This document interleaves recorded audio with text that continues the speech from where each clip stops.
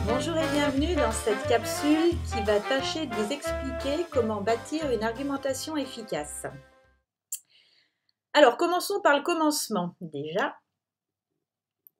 c'est quoi une argumentation? Donc, une argumentation, c'est le fait d'argumenter. Argumenter signifie développer une suite d'arguments. Autrement dit, une argumentation, cela va consister à s'exprimer sur un sujet en essayant d'être le plus convaincant possible et pour cela en développant une suite d'arguments. Les arguments, ce sont des affirmations particulières, comme le dit le Trésor de la langue française, présentées à l'appui d'une démonstration. Et par extension, on peut parler d'indices, de preuves tirées des faits, de l'expérience. Un argument, c'est donc un raisonnement, c'est donc une preuve qui est destinée à appuyer une affirmation. Et c'est également un moyen de convaincre. Alors, passons maintenant à un deuxième point. Argumenter, convaincre ou persuader, en fait les trois. Parce qu'en fait, que ce soit la conviction ou la persuasion, ce sont d'une certaine manière les deux mamelles de l'argumentation. Convaincre, cela signifie utiliser des arguments qui vont solliciter la raison. Et persuader, ça va être utiliser des arguments qui vont solliciter les sentiments. Autrement dit, quand on convainc, on parle à la raison.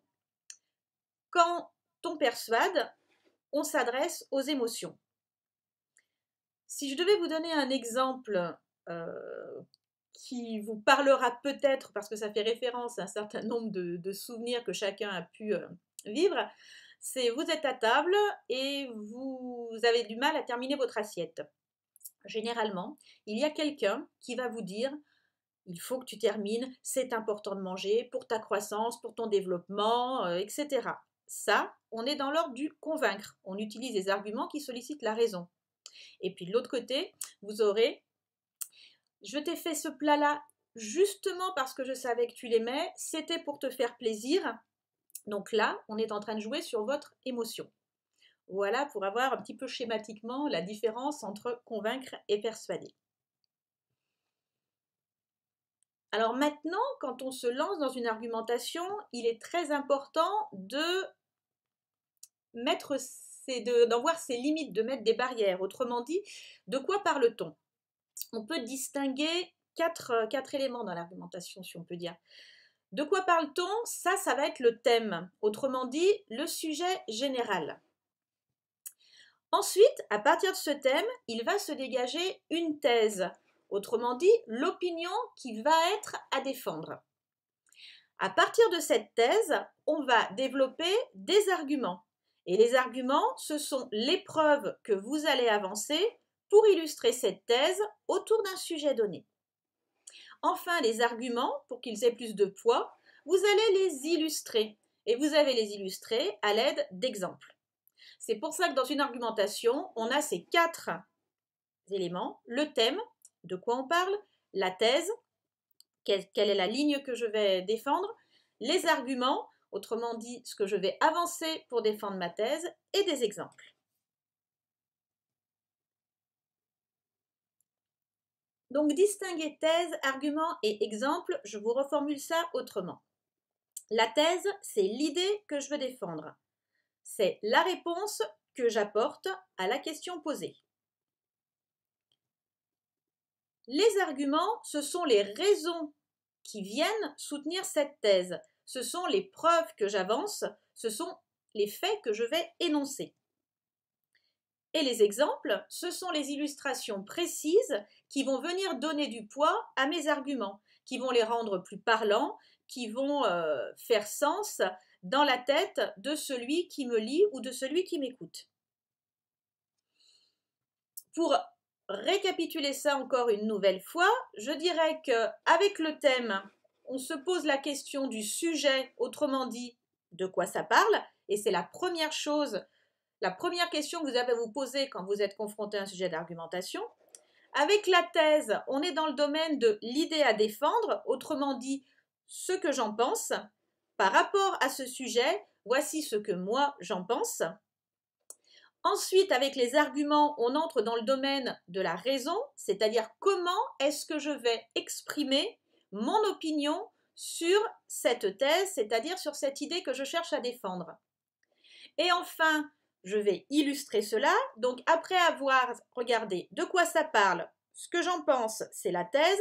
Comment je l'exprime, cela va être mes arguments. Et comment je le montre, comment je le fais comprendre, ça va être à l'aide d'illustrations qui se trouveront dans mes exemples. Va arriver maintenant la partie la plus complexe, c'est-à-dire celle de la recherche d'idées. Alors, pour cette recherche d'idées, il vous faut du brouillon, plein de feuilles de brouillon. Et au brouillon, vous allez rechercher et vous allez trier ces idées. Vous allez d'abord énoncer clairement la thèse à défendre, c'est-à-dire qu'il ne s'agit pas de ménager la chèvre ou le chou, vous allez prendre position. C'est ce qu'on attend de vous dans une argumentation. Donc, vous n'hésitez pas à reformuler cette thèse jusqu'à ce qu'elle fasse sens pour vous. Vous n'hésitez pas aussi à la questionner, histoire de repérer ses limites et d'éviter de sortir du sujet. Si j'ai un conseil à vous donner, c'est gardez toujours, faites-vous éventuellement une feuille avec le sujet et la thèse qui en découle. Et à partir de là, tous les arguments que vous allez développer vont être des arguments qui vont aller pour appuyer la thèse que vous défendez. Donc vous allez chercher des arguments convaincants, vous allez les exprimer par écrit, et vous n'hésitez pas à raturer, à barrer. Si par exemple un argument vous paraît hyper intelligent, mais que vous vous rendez compte que vous n'arrivez pas à l'illustrer par un exemple, c'est qu'a priori, il n'est peut-être pas si convaincant que ça. Parce que les exemples sont là pour illustrer chaque argument. Ils n'apportent pas d'idées supplémentaires, ils doivent juste être précis. Donc, vous n'hésitez pas à les resituer dans le cadre spatio-temporel. Par exemple, si vous prenez un exemple historique, même chose, si vous évoquez un personnage, n'hésitez pas à le situer, à le présenter rapidement, parce que partez du principe que votre interlocuteur ne connaît pas nécessairement tout ce qu'il y a autour. Si vous avez en mémoire des citations, vous pouvez les introduire à ce moment-là. Les exemples peuvent être des références qui vous appartiennent et qui sont prises dans le monde réel. L'important, encore une fois, c'est que vous montriez votre personnalité, donc que vous vous appropriez le sujet.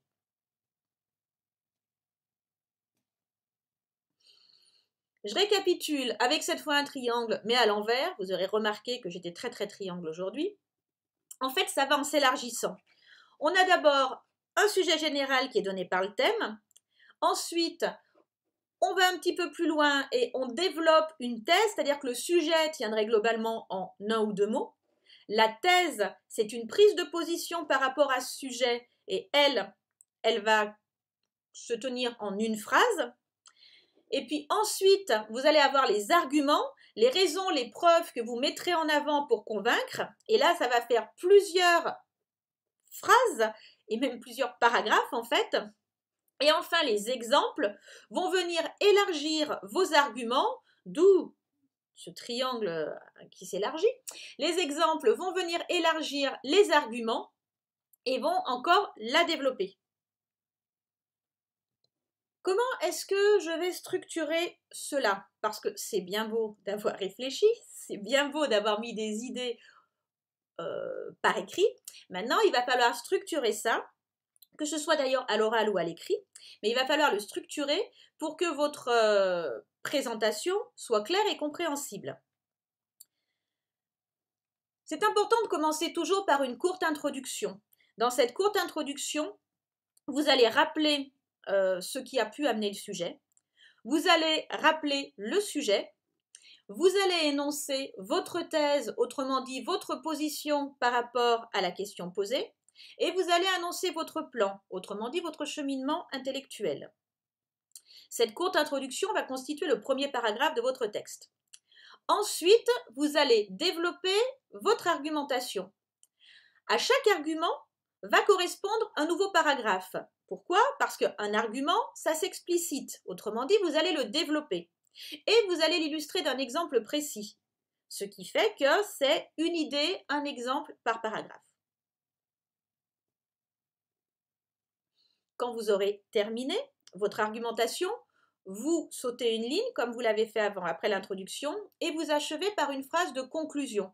La conclusion, c'est une espèce de rappel des épisodes précédents. Autrement dit, la conclusion, elle reprend brièvement l'argumentation, c'est-à-dire qu'elle rappelle quelle était votre position, quelle était la thèse que vous avez développée. Pour structurer votre texte ou votre exposé à l'oral, vous allez utiliser des mots-outils. Parce que pour articuler correctement une argumentation, il faut qu'on en sente la logique. Chaque paragraphe, si possible, va commencer par un connecteur. Tant qu'à faire, vous allez essayer de les choisir judicieusement. Et je vous en donne ici quelques exemples. Par exemple, pour introduire le premier argument, vous pouvez démarrer par tout d'abord, par en premier lieu ou par pour commencer. Vous ajoutez ensuite des arguments avec des mots comme ensuite, puis, de plus, en outre, dans un deuxième temps. Tous ces ensembles de mots qui à la fois vont guider votre lecteur ou votre auditeur et en même temps vont le rassurer sur votre capacité à être capable de mener une argumentation. Si vous apportez un argument qui vient contredire le précédent, parce que vous n'êtes pas obligé d'être toujours dans le même sens, évidemment qu'il est bon parfois d'apporter un petit peu de controverse qui permet de donner plus de force à votre thèse. Donc là, utilisez des mots qui vont exprimer l'opposition, cependant, néanmoins, pourtant, en revanche. Et enfin, non, pardon, excusez-moi. Quand vous avez à introduire vos exemples, vous pouvez utiliser des mots du type ainsi, en effet, par exemple, et enfin, j'y arrive. Quand vous allez conclure votre texte, n'hésitez pas à être lourd et à terminer avec pour conclure, en somme, finalement, afin qu'on comprenne bien que vous êtes arrivé au bout de votre raisonnement, au bout de votre développement, et on a quelque chose de construit et de structuré. Voilà pour la construction d'une argumentation. Je vous remercie pour votre attention et je vous dis bon courage.